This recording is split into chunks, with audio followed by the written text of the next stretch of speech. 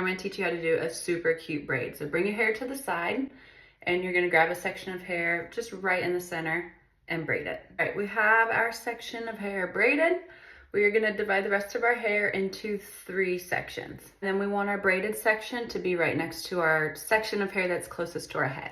So what you do on one side, you're gonna do the opposite on the other. So I'm gonna take my very outside section, I'm gonna cross it under the section of hair it's next to and over that braided section. With the section closest to my face, I'm gonna cross that over the section it's next to and under that braided section.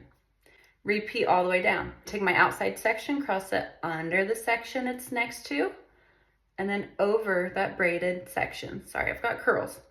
I'm gonna take that inside section, cross it over, and then under, under, and then over, over, under. So you can see our little pattern. Outside section, under, over, inside section, over, under.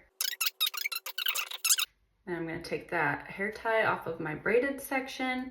And obviously I can't go farther because my braid ended. So I'm just gonna pancake the outside of my braid a little bit. But look at that, look how beautiful. And that is it. Let me know what you guys think of this hairstyle.